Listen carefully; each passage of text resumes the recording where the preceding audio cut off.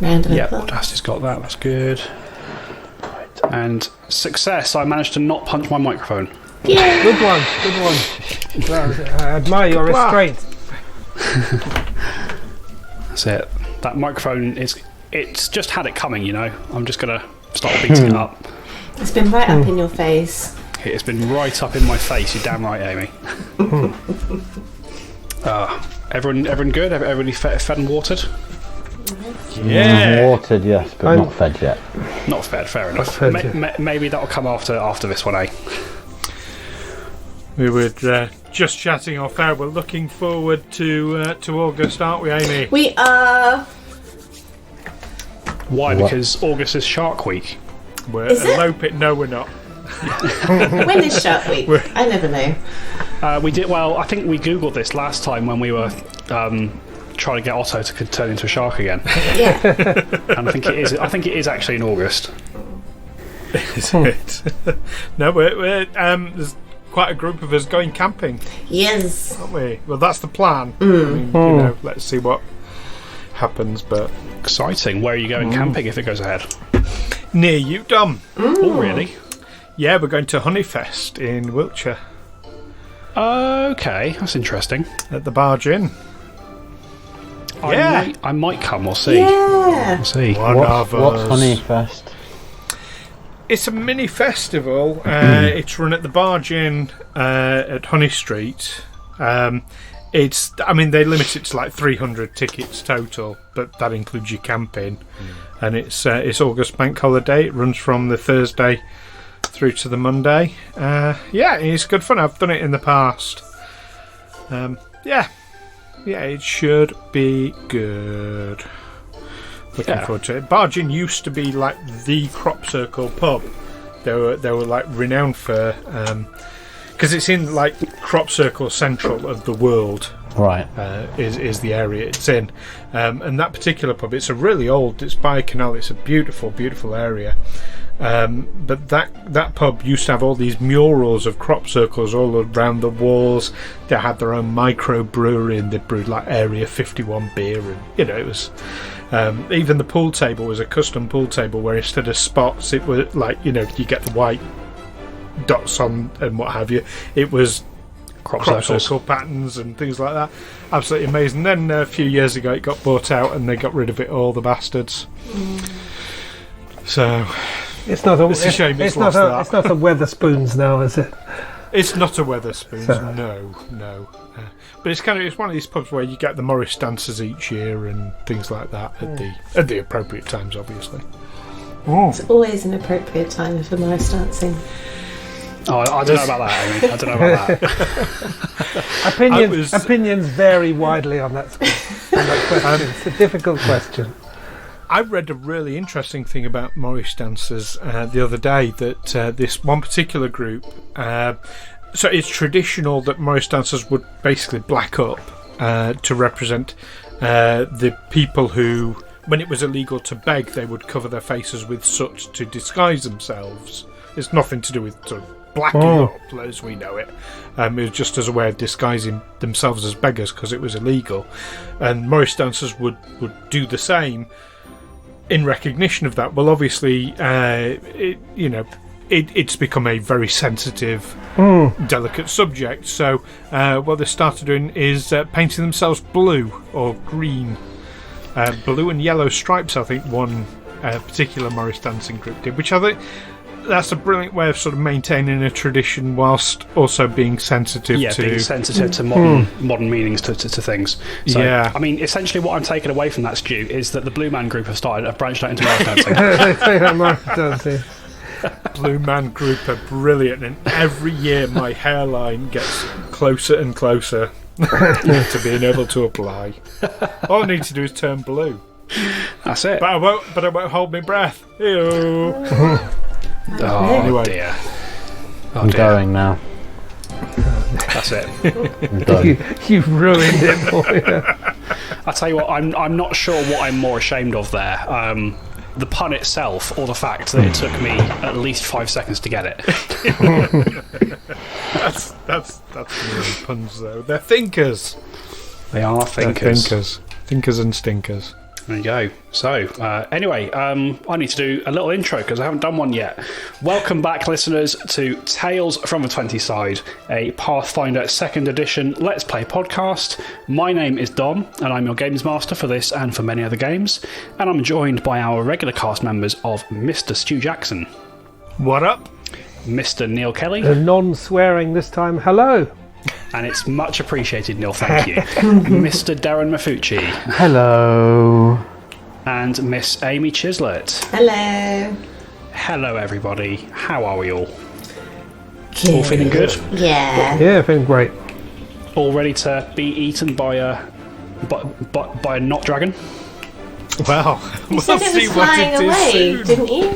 It was just flying away, not paying any attention to It was us. flying up into the sky, which is where we're not, so... Yes, Yes, so that doesn't away. count as away. technically it's away. Yeah, like, what the heck? What the heck? I mean, I haven't even repaired the child? You don't repair children. I mean, do you? Repair the child. I'm not a parent, so Child. probably a relief to many people. I say we abandon the children and run. Now that's more like the Otto we've come to know. I take back everything I said last But we episode. went through so much effort to save the children. We should at least bring them back. Yes. That's the least we Preferably could in do. one piece. Yeah. That's it. Otto used up all his empathy reserves that he'd been storing up for days. I have a better idea. One can run on his own as a decoy in another direction, and the other one I'll use as a human shield. No. One as bait, one as a shield. Oh, There we go. my goodness. I will tell you for free. You do, of course, have the power to do anything you wish in this world. If you choose to do that, I will not narrate it for you. That's what I'm saying. Yeah. I'm absolutely convinced we're going to get to the end of this adventure path and discover that Otto was the big bad all along. No, you have to remember that this is just Otto's thought processes, and he still has these thoughts, but he is now a better person, and dismisses these thoughts. It's No, like that's what he keeps. That's what he keeps telling himself, at least. yes. So although I have considered that idea, I have rejected it as unethical. Very good. Very good. And so- impractical in terms of long-term relationships, especially our relationship with Nadia. I would not want to sully that. Very good. And I quite like the boys. Yeah, and speaking of Nadia, before we had the excitement with what's that lassie? The boys have fallen down a well. Before that, we had quite a heavy revelation for your friend Nadia Petska. How are we all feeling about that? I'm glad you did the talking there, and you were tactful about it. You didn't say yes, your daughter was turned into a doll, which we smashed. No, he was quite careful. I mean, mixed feelings about that. I'm saying this very quietly, aside from the boys, so they don't go and tell. We're out of game. We're out of game. Ah. It's fine. we're going meta. We're talking about the game, but in game, no.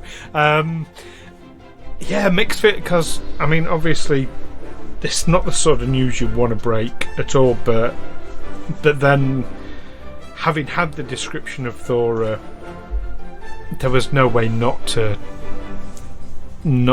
share that, really. I mean, you can't just sit on something like that. I mean, as you said, it could have just been a coincidence. It could be a doll that was modelled on Thora, not Thora herself. Yeah. Where there's life, there's hope. True, but But now So that I will give you a little bit of information for free. I know we're not in game right now, but when you first encounter the doll, Otto, I think, did make a roll to kind of learn what the doll was all about, and you did kind of figure out at the time that the doll had been made from the soul of a person. You weren't sure on the specifics of the how and why, but you did come to the conclusion that that was what happened. oh yes, Otto remembers now. Yeah, it doesn't bode well, but kind of it's a. I mean, Owen probably feels a bit relieved as well because he's handed it. He's like, oh, this sounds really cruel and actually selfish, but he's handed the problem off to Nadia, really. Yes, in a way. and let's be honest, that where we go, violence follows, and sometimes the wrong people are destroyed by it.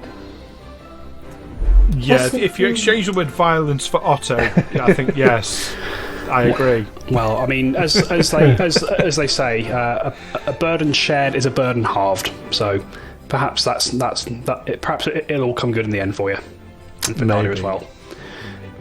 And throughout all of this, Della, the newest member of the team, how are you feeling about this moment of heaviness that you were witness to? This group doesn't seem to look after the kids very well. So, me being quite small is a bit worried, but yeah. I mean, surely then it's a saving grace that you're not an actual child. Yeah, I can hold my own at least. There we go. Right, well, folks, shall we get back into the game? Yes. I just want to pick up on something you just said about the whole Lassie thing, because when we found out what had happened to the boy, I thought, when I said, like, the boys were going off to fetch wood, and when I said about Chardonnay going with them, you must have internally done a little punch in the air for, yes, we can have a Lassie, Timmy's fallen down the well moment. Yep, I've been trying to subtly find a way to get in a little Lassie moment, and this was the time. That was brilliant. What's that? What's that, Chardonnay? Orma Miodi have fallen down a pit and awoken a massive underground monster. Lead the way. Oh yeah, underground monster, which is now about to kill us. It is He's flying indeed. away. Right, you've heard it here, folks. If we get TPK'd, Dom has just admitted it. I said nothing of the sort, Stu. I'll just quickly delete that from my recording so you can never hear it again. But right, so bringing ourselves back into our game, our adventurers, Olwyn Templeton, Otto von Niederschläger, Brother Amos, and Della Thornbury, whilst continuing their journey towards the city of Whitethrone, were awoken in the middle of the night by the appearance of a strange woman dressed in white and black robes and carrying a spear of jagged ice and a sack that seemed to be soaked in blood. After tentatively investigating this individual and getting no information from her beyond a curious warning, you decided, perhaps wisely, to leave her to her business, and you let her disappear off into the night.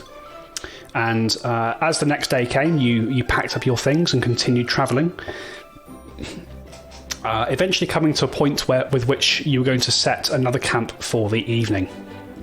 Nadia Petska, your guide, and at this point longtime friend in the land of Irison, sent her two boys off to a nearby set of woodland to gather more firewood as your carriage was beginning to run low on that.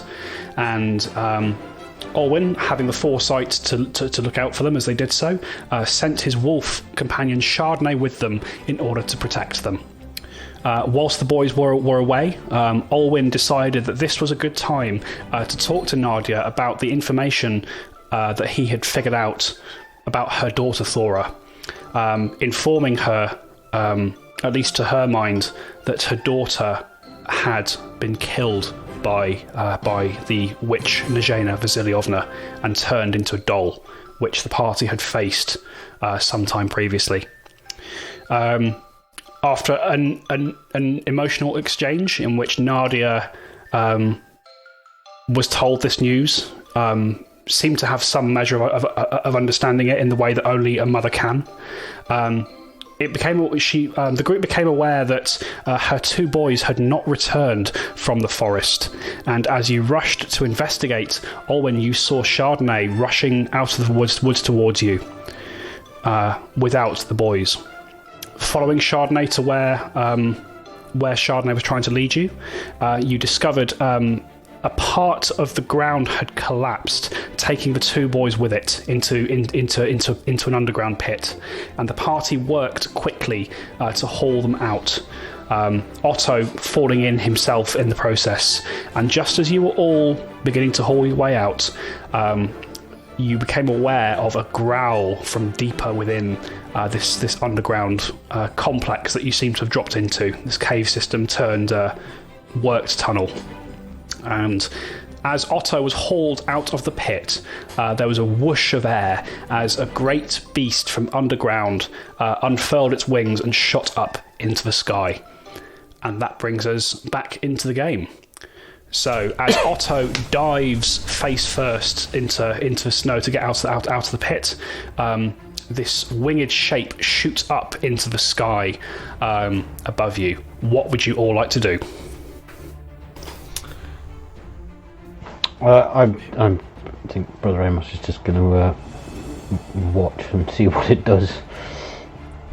I mean, there's not much else to be done. All right. Is there any cover anywhere? Any woods we can get? Can we take cover in the copse? Are we on the wrong side of the hole for that? No, so you're kind of in this little wooded area as it is. So if you would like, you can attempt to. You could maybe attempt to hide. Let's us do that. No, that's a better idea than me just standing there staring at it. Yeah. I tell you what. If I could have stealth rolls from everybody, please, including Chardonnay. Okay. Ooh, very stealthy. 29. 25. 12 for Alwyn. Okay. And 15 for Chardonnay. Okay. And Della, what was yours? 22. 22. Okay. So as this creature sort of shoots up into the sky, initially seeming to pay you no mind, you all sort of scamper. You scurry towards the trees themselves and sort of press yourselves against them. So what were your stealth rolls again, please? 25. 29. 22. 22 for Della, okay. 12 for Alwyn, 17 for Chardonnay. 17 for Chardonnay, okay. So as this creature shoots into the sky and you sort of rush and press yourselves against the trees, you see the beast sort of beginning to circle in the air above this pit, and even in the dying embers of the daylight, you can see that this is a large four-legged creature with wide leathery wings that resemble those of a dragon. However, the body is not. The body appears to be that of a tiger with white coloration as opposed to orange. A great head of a lion with the face of a man as it wheels above you, and the body ends in a long tail that glistens with sharp, painful-looking spikes. Would anybody like to make either an Arcana or a Nature roll to recall knowledge about this beast? I could do a Nature roll. Either. I could do a Nature roll. I'm good on Nature. I'm trained. I know nothing of such things. You know nothing of the crunch. I know something. 20. 20, okay. And Brother Amos? 23. 23, okay. Otto, you're not sure what this creature is. You've heard tell of some beasts in the world that are almost an amalgamation of various types of creatures. This appears to be one of them, but the name itself escapes you. Brother Amos, as you look at this creature and you see the various things that it appears to be made of, you recognise this as a Manticore, albeit quite a young-looking one. The coloration is a little lighter, and the head itself appears less fully developed. And looking at this and recalling what you know about manticores, you know that a manticore is a combination of a lion, a dragon, and a human that has a particular taste for human flesh. You know, obviously it's a creature that can fly, And one of the things that makes it dangerous, even whilst in the air, is the tail that you previously saw. It can use that tail to throw a spike toward a target in the air, on the ground. Do they have any vulnerabilities? Aside, I mean, you don't know an awful lot about them. Most of what you've learned is from folk stories and from tall tales that have been heard in taverns. You're not aware of them having any particular weaknesses, but nor are you aware that they have any particular resistances. You know, you think if it comes to it, it might just be a case of hit it until it falls over. Yeah, I'm fine with that. Okay. So everybody should avoid its tail. It will fire things at you. Okay. There is a tense moment as you sort of whisper this to the rest of the group, and the four of you all see the beast wheeling in the air above you, sort of roaring with a hungry-sounding fury. And after it's wheeled for just a moment or two, it looks to be descending back towards the hole from which it came. It lands briefly on the edge of the pit from which it had burst from, and before as it starts to descend around, its long leonine head sort of looks around, sniffing the air. And as it does so, it turns towards you, Olwyn, and you look directly into its eyes, and it snarls and begins to move towards you. I need everybody to roll perception, please. Ooh.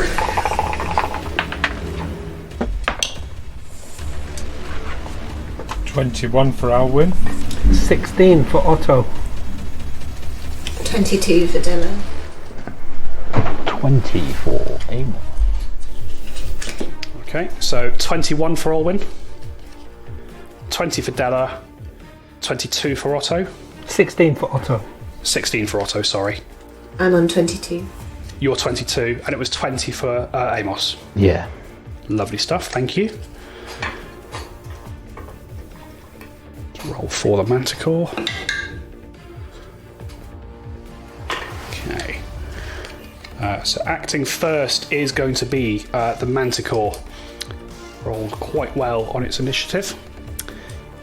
You see the Manticore, having seen you, Olwyn, it rushes towards you, sort of moving right up into your face, and is quite simply going to snap at you with first with its jaws.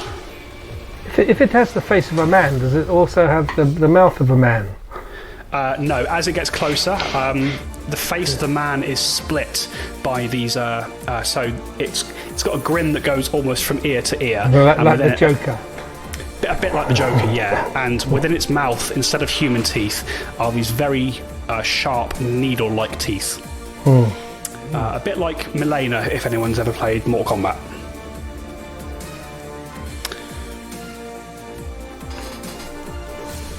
The Manticore rushes towards you all, and as mentioned, it's going to make a snap towards Olwyn with its jaws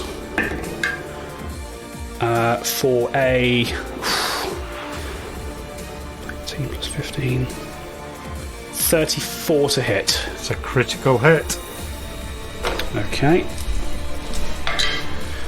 Olwyn, as it bites into you, you take 16 points of piercing damage. And then it brings these razor claws, brings one of them up towards Chardonnay. That's only a 26 to hit. 26 is a hit. Okay. And you watch as Chardonnay is raked by this claw, and takes 18 points of slashing damage. That is the end of the Manticore's turn. Della, we're round to you. Okay. Where are the boys? The boys are kind of. I'm assuming that one of you kind of grabbed them and pulled them behind the tree with you. So they are kind of behind you at the moment. You are between the beast and the boys. Okay. What Della would like to do is just sort of staying undercover, just sort of skirt around, just sort of trying to bring the attention away, and I'm just going to try and stab at it at its side. Sure thing, you can easily do that. It's not aware of you currently, so it'll take your first action to kind of move around behind it, and then, second action, take out a weapon, and the third action, you make an attack. Right, I will get my rapier and roll a 1. Oh no! Do you want to leave that as a 1? Can I use a hero point? Is that a thing I can do? You can use a hero point, indeed you can. Let's do that. Okay, so I re-roll, yes. Mm-hmm. I'll use my properties. And I rolled a 19. That's better. Much better. 29. 29. Okay, so where the creature is flat-footed to you, that is actually going to be a critical hit down. So roll your attack with sneak attack. Cool, so that is another d6, isn't it?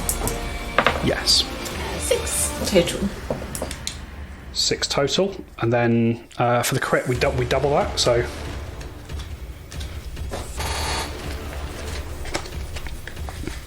is that a total of 12? Yeah.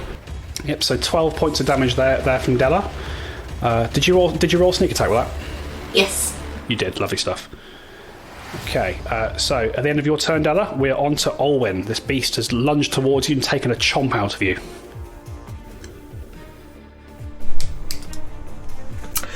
The first thing Alwyn will do will be to give his shield to Mjolnir and get him to basically get him to hold it over himself and Orm with themselves tucked up underneath it. Sure, okay. I don't know how many actions you want that to take. I'm going to say it'd just be one action. Actually, you know what? If you want, you can drop your shield as a free action. And if that's all you want to say for the turn, you just sort of say, get that over you. That can happen for free. If you want to actually cover them with it, it'll be an action. Yeah, no, I think Alwyn will make sure that they're kind of as hidden underneath the shield as possible. So yeah, I'd rather use an action to be sure. Yeah, absolutely. I'll command Chardonnay to attack the Chimera. Now, am I currently flanking with Della? Yes, you are. Della's moved into a position behind it. Okay, so I'll get Chardonnay just to attack from the side. So will Chardonnay need to move up to attack? Yes, he will. Chardonnay. Actually, no, because Chardonnay he got attacked. Yeah, Chardonnay got hit. You're right. So yeah. Okay. So Chardonnay's attack, first attack, is a 12. That's not going to go anywhere. No, 12 is a miss. And second is 10. No, that was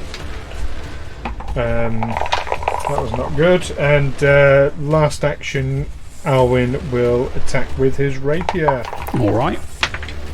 Oh, that's better. 24. 24 will hit. Roll damage, Alwyn. 4 points of damage. 4 points. Okay. Piercing damage for what it's worth. Yep. It doesn't seem to be bothered one way or the other by piercing damage. As in, it affects it normally. Yeah. I died. Okay. If that's all done. It is. We are round to Brother Amos. So currently, Brother Amos, you're about 15 feet away from where this beast has lumbered towards Olwyn. I will run at it and punch it. All right. Yeah, I will use my flurry of blows. All right. Roll 2 attacks for me.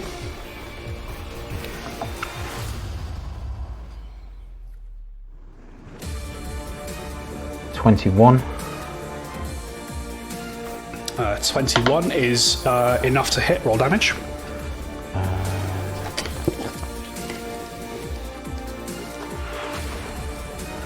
9. 9 damage. Very nice. And you got a second attack there, Brother Amos. 18.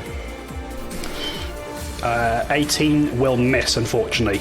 You go to strike. You strike it the first time. The second time, it bats you aside with its tail. You got one action left.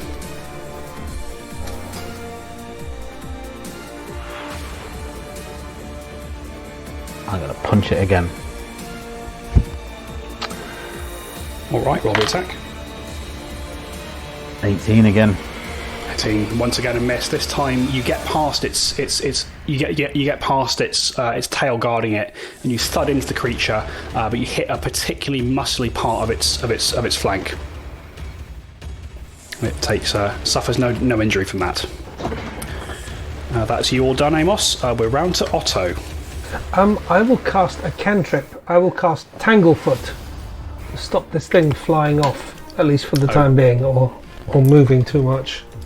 All right, so that's going to be a spell attack, please, Otto. Spell attack. So my spell attack modifier is 9. What do I? So it's a D20 plus your spell attack modifier. Okay. 24. 24 is enough to hit. This sort of gooey vine sort of lashes out from Otto's hand, wraps itself around one of the creature's legs, it seems to be sort of wrapped in place for the moment. Stop that thing from flying off, and then that was two goes, wasn't it? Yeah. You do get the sense, Otto, that your Tanglefoot, although you hit it, it's going to slow it down. It's not going to be enough to stop it completely. Oh, I didn't think it would, but I thought at least that's the most harm I can do to it. I think my companions are doing damage. I will hold it in place so they can do more damage. I will draw my returning dagger for my final. Right, you draw for your final action, Otto. You draw your icicle dagger. Very nice. At the end of your turn, Otto, we're back onto the Manticore. So feeling this sticky vine wrapped around its leg, the first thing it will do is you watch as it beats its wings and sort of begins to fly into the air. Otto, your Tanglefoot pulls taut and stops it getting its full movement, but it is still hovering now 30 feet in the air above you all. Its second action. I hoped it would be lower than that. Its second action, that has irritated it though. It's going to attempt to break free. Otto, what's your spell DC? My spell DC is 9. Is 9, okay. That's my spell DC is 19. 19. There we go. So as it sort of gets the range, your Tanglefoot pulls taut, and the beast gives another tug, and pulls itself free of that effect. It has escaped from Tanglefoot, but you could certainly try again on future rounds if you wanted to. Every time it's on the ground, I'm just going to Tanglefoot it. It doesn't even need to be on the ground. You can do it in the air as well. All right. So that's its second action to break free, and its third action, it's going to whip round this horrid-looking tail, and as it whips it round, 2 spikes get loosed from them. One going towards Della, one going towards Amos. Amos. Oh. So against Della, I've got a 16 to hit. Nope. Okay. And against Amos, I've got a 26 to hit. Yep. That hits. So Della, you you duck out of the way as this spine whizzes past your face and embeds itself in the snow. Brother Amos, you're not so lucky. This spike impales you through the leg, dealing 8 points of piercing damage. Ow. Okay, and as it does so, this spike sinks through your leg into the ground beneath you. You are immobilised. Ouch. But that's the end of its turn. We are on to Della. Okay, the thing is 30 feet up in the air, yes? Yes, it is. Okay, right, I would like to... Can I hold my go until it gets back down on the ground so I can attack it? No. Yeah, if you'd like to delay... so there's a thing you can do as a free action called delay your initiative. And then basically you can move your initiative to anywhere in the order. So basically at the end of someone else's turn, you can say, I want to jump in now. Oh, okay, cool. If it gets all the way back round to you and you haven't done so, you lose that turn and you stay where you are. Yeah. Okay, so Della has delayed. Olwyn, we're round to you.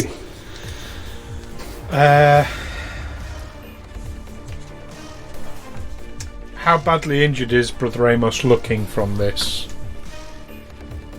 I feel badly injured. I've got a spike through my leg and I can't move. But my hit points are at a reasonable level. Okay. What Alwyn would like to do is to move up next to Chardonnay and do battle medicine. Okay, you do battle medicine on Chardonnay. Roll that medicine check. Okay. Oh, 13. No good. It's a failure. You do no harm, but you also do no good. With one action remaining.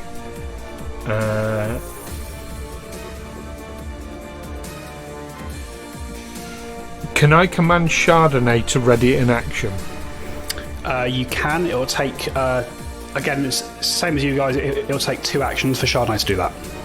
Yes, I'm conscious Chardonnay's got 2 actions available if I command. So yes, I would like to use my final action to command Chardonnay to ready an action to attack the beast if it comes in range. All right, okay. End of your turn then, Olwyn. We're round to Brother Amos. You are impaled with a spike through your leg. What would you like to do? Well, I did have a plan, but that's all been shot to shit now. I'm impaled with a spike through my leg. I mean, you can attempt to, you can attempt to pull the spike free if you want. Yes, I think I might do that. All right. It's going to be an athletics roll. Okay. 19. 19 is not quite enough. You sort of wiggle it. It's quite painful as you do so. It's embedded quite firmly in the ground. You do get the sense that you were close, though. I will have another go. Can I have another go? You can have another go.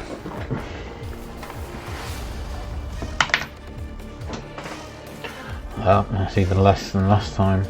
15. Oh, it's stuck in there very firmly. One more go. Just I one don't more. I don't just want to be lying around, pinned to the floor, Yeah. like some really violent version of Pin the Tail on the Donkey. 23. In Soviet Irison, donkey pins you. Yeah, you the don't roll, want to sorry? feel like an ass. 23. And this time, Brother Amos, sort of using all your turn and quite a bit of your strength, with a cry of rage, you do slide this spine out of your leg. It's not the first time I've had to pull out a giant prick. There we go, and that's you are no longer immobilised. Okay. That does take your entire turn to do so. We're back round to Otto. I think is he within range where I can produce flame? Yeah, I think so. 30. Produce flame is is what, 60 feet? 30 feet. 30 feet, yeah. It's just about within range. I'll produce flame.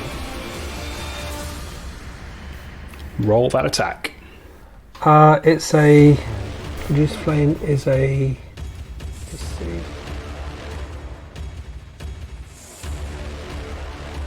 What do I roll? Is it just a... It's a ranged spell attack, so roll spell attack again like you did for Tanglefoot. Just a d20 plus Plus your spell attack. plus spell attack. Mm-hmm. Okay.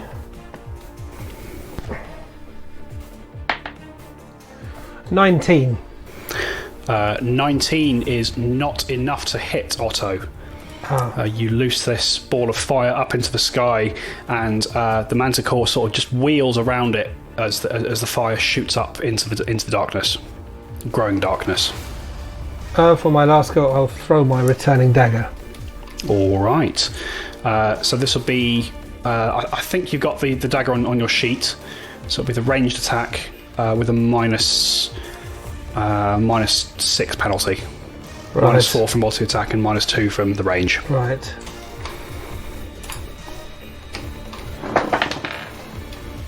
Uh, 14 minus 6, so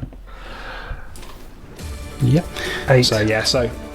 So you flick your icicle dagger up into the sky, Otto, and a moment passes and it blinks back to your hand, seemingly having done no damage. That's going to end your turn, Otto. We are back round to the Manticore, who's still feeling pretty good. You can see that from where it flung these spikes at you all, it doesn't seem to have many of those left. It looks like it could maybe do that once more to you before it's completely run out. But regardless, for the moment, it dives back down towards you. It's not too worried about Otto at the moment. It does dive back down more or less to where it was previously. So Della, if you like, you can take your turn after its turn. Okay. Does that provoke Chardonnay's attack response? Ready action. What was the trigger on Chardonnay's ready action? To attack when it comes in range. Yes, it will. So the Manticore kind of dives back down to where it was previously, finishes that move. Chardonnay gets that attack.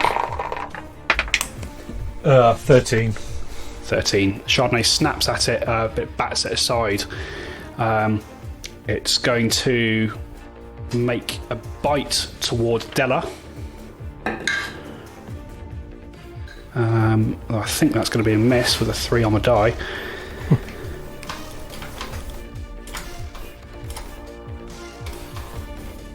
It's alright, I've lost my stat block. There we go. 3 on the die. That's going to be an 18 to hit Della. It misses. That's a miss. Okay, snaps towards you with his needle jaws, but goes wide. Wheels round towards you again, Orwin, with its claw. That's better. That's going to be 27 to hit. That's going to hit. Okay, Orwin, you take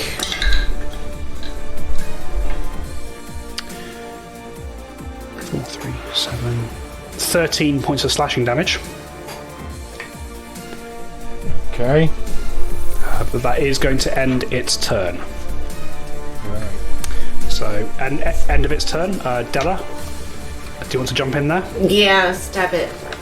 That would have been Della's go anyway. Yeah. It would have, yeah, you're right. I just realised that.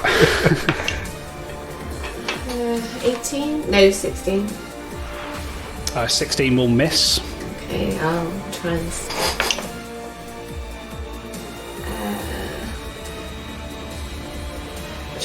24? 24 will hit. Roll damage with sneak attack. 10 total. 10 total, very nice. And your third action? I'll stab it again. Why the hell not? No. 20... 15 or something. Yeah, that does miss, Stella. You get a couple of your first strike, it knocks it aside. The second one, you stab in well, and you go to almost twist the blade, and it turns and bellows at you, and you're forced to withdraw. I scream right back at it. Yeah, you do, because you are a fearless little halfling. These spikes are like as long as my arm. Yeah, That's how I feel. yeah, they actually are now that you kind of look at them. Yeah. All right, end of your turn, Della. Olwyn, we're on to you. Right, first thing will be to command Chardonnay to attack the thing. Okay. So, first attack is crap, 11. 11's going to miss. Second attack, natural 20 for 23. Very nice. Roll damage there. So that is a 5 on the dice, so 10 points. 5 on the dice plus 2 is 7, so 14 points of damage. Pretty good.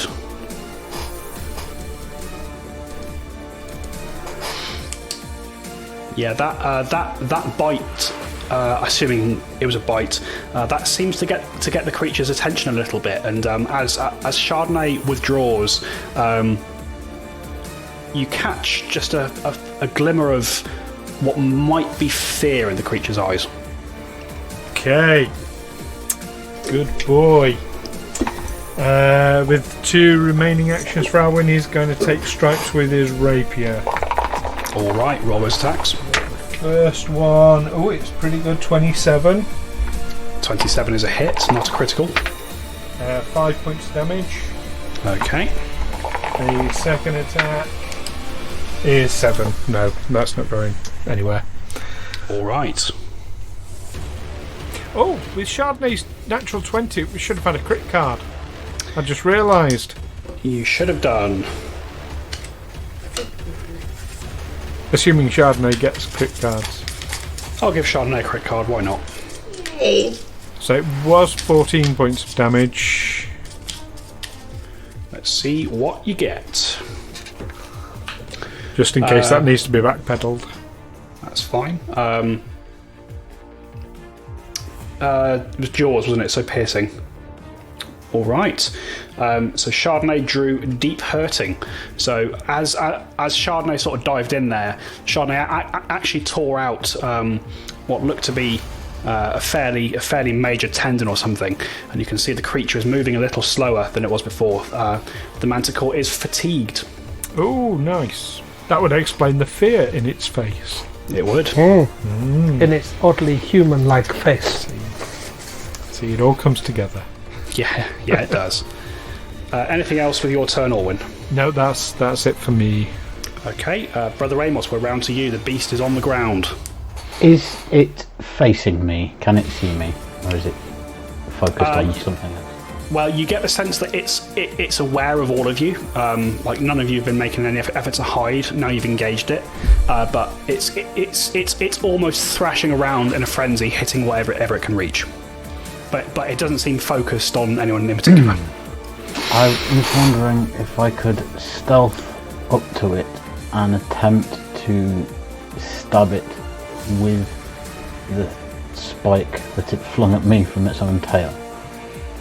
Yeah, I'll tell you what, if you want to make a stealth check, you absolutely can. I'll take an action to do so. 24. 24, very nice. Grasping the spike in your hands, Brother Amos, you creep up towards the beast. It does not seem to notice you as you get close. Let's call this a spear.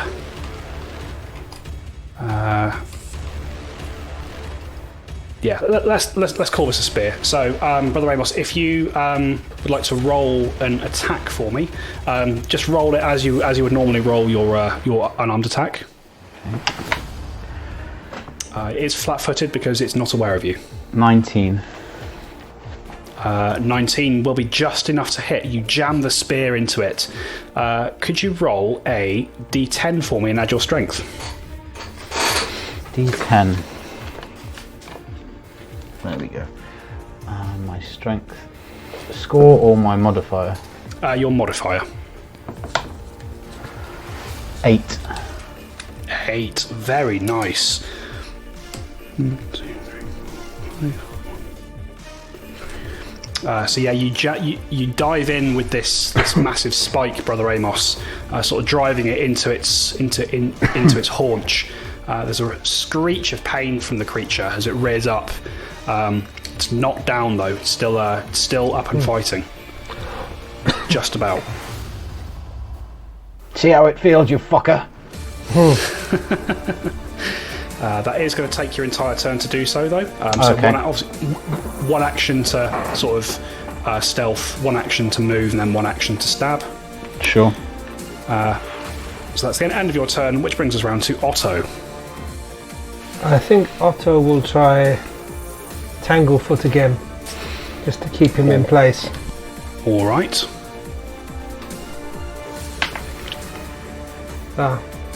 16. 16 will miss. This time your sticky vine lashes out towards the creature and then just falls short. Didn't quite get the length on it. Then I will throw my returning dagger again. All right, you throw the icicle dagger. Roll the attack.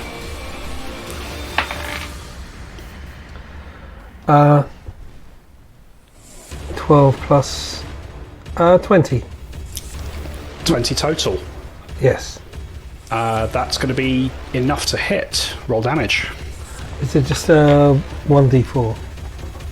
Should be on the sheet. Yeah, 1d4.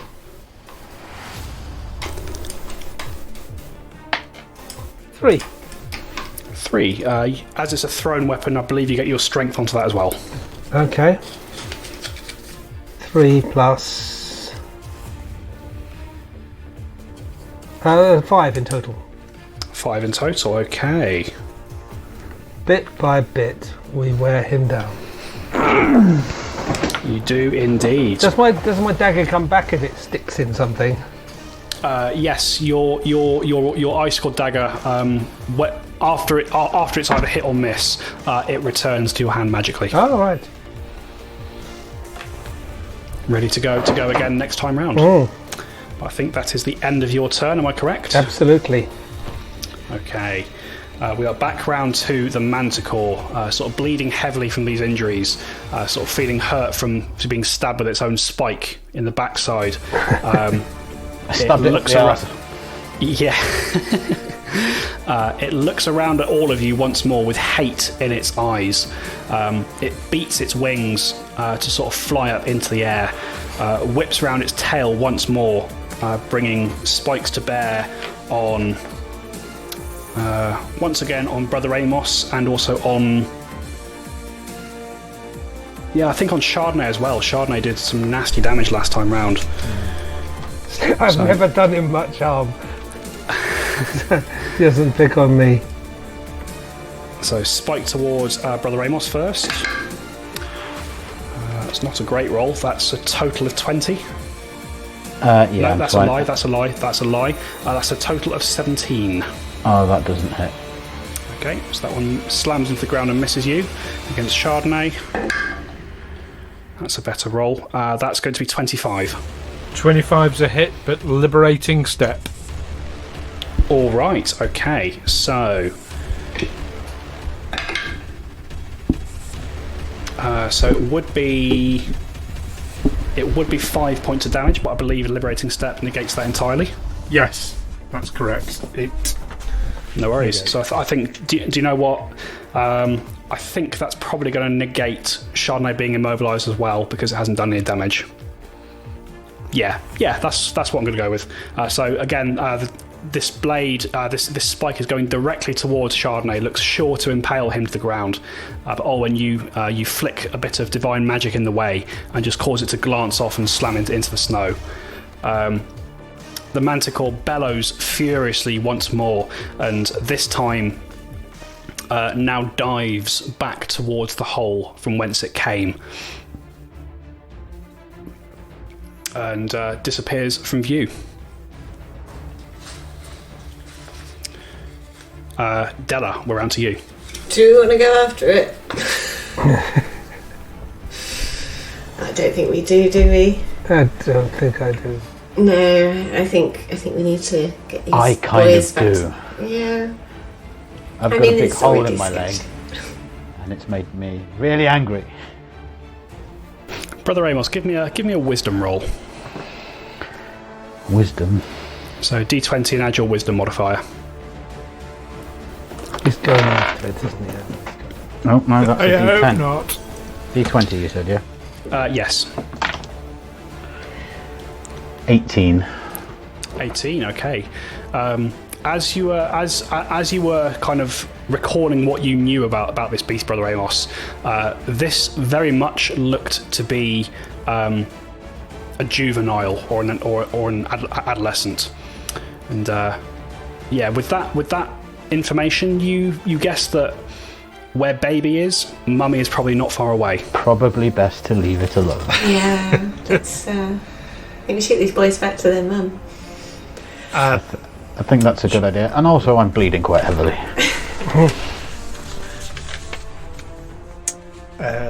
Actually, first thing Alwyn would like to do then, if we're sort of coming out of rounds, is put a lesser healing potion down the throat of Orm.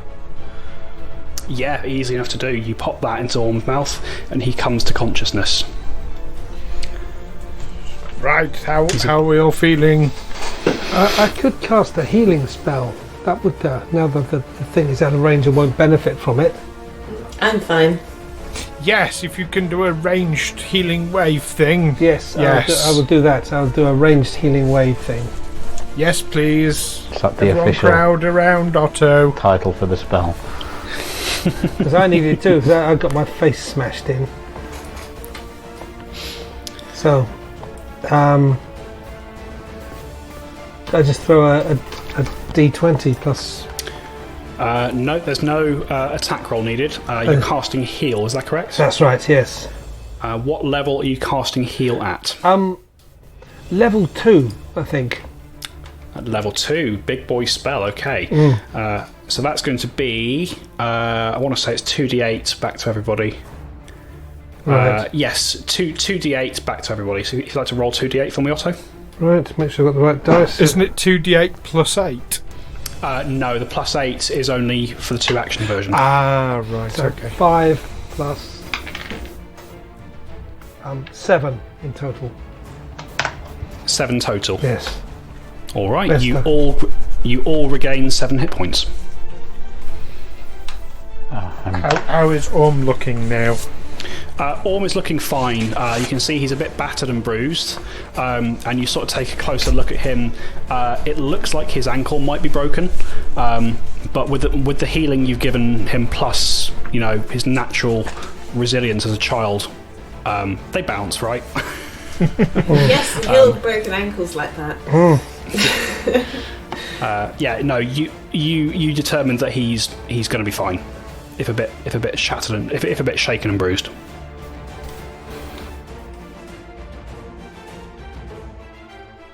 Carry him if needs be back to. I think we need to get out of here. Yes, I think we do. I agree. Oh! Firewood. We need firewood. Oh, good, so. Yeah, between the group of you, you are able to gather certainly enough firewood to keep the fire burning for tonight at least, and you might have to find some more tomorrow, depending on where you end up. But if there's nothing else you want to do in this little wood, I'm assuming you're making your way back to Nadia. Yes. Yes. Is this the end of the day, or this has been so? This all occurred kind of about an hour or so before sunset. You pulled to the side of the road to set camp, and Nadia had sent the boys off to go and find some firewood. going to suggest we maybe just pick up and move, even if it means moving into the night a little bit. I agree. We need to be further Sounds away. like a good idea. Yes, the only trouble is, Brother Amos, you can't see in the dark, so if you're driving the sled. Yeah. Oh, Otto, maybe you can cast some dancing lights or something. Can I cast Dancing Lights? I'm not sure if that's... I don't know. I don't think that's in my repertoire. Amazed if you don't have that cantrip. Prepared to be amazed. No, I don't. Or light? Do you have light? No, only fire. Right. Can we not make a torch? Or somebody else could drive the sled. I think maybe that's the... I think Otto or Della might be the best. Or couldn't we just keep going until it gets dark and then we might hopefully be far enough away? Okay, yes. All right, so you all make your way back out of this little woodland, now with both the boys in tow. Orm has very much, although he's okay and he's conscious, he's very, very tired by the whole experience, and you do find you have to carry him sooner rather than later, Orwin, as he just falls asleep. Yeah, I was hoping to take him back to his mum. Away. Oh yeah, no. Rather than looking unconscious or looking passed away. Sure. I mean, you can wake him up as you get back to the camp if you so wish. Yeah, Just carry him on his back; he'll snore. So when Nadia first sees him, I want him to be awake and active. All right. That's very important, given the conversation we've just had. Yeah. Fair enough.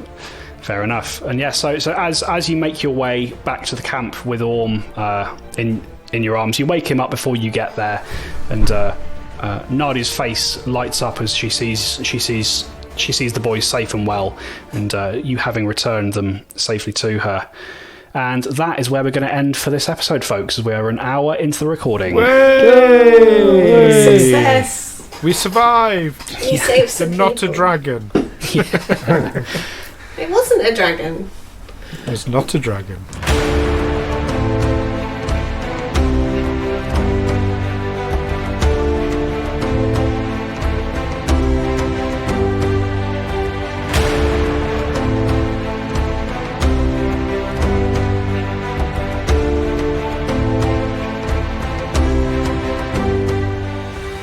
Tales from the 20-Side is a Feagle Films production in association with Juicy Fools.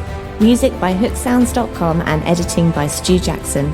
Follow us on Facebook, Twitter and Discord by searching Tales from the 20-Side or by visiting talesfromthe20side.com.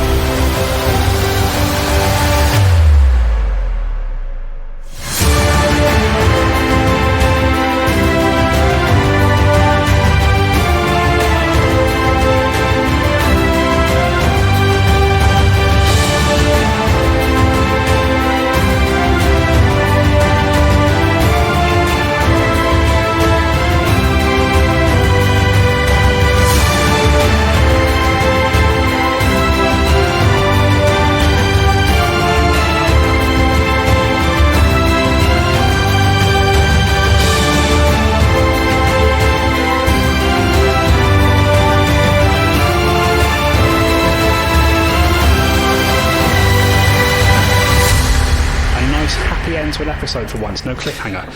Yeah. I'm just happy that I stabbed a creature up the arsehole. Yeah.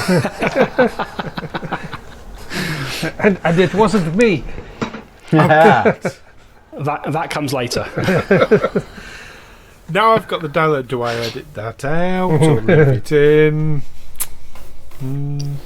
Well, you've been encouraging this little canon romance, Stu. So you've Yeah. got to leave it in, right? Oh yeah, absolutely. It's just that's kind of terminology. Just cover it with some music. No one will realise it. Da, da, da, da, I will- da. As well as the little bits that I'm working on, I will do some porn music for you as well. Oh, lovely. You've got a sort of slightly off-key organ to play.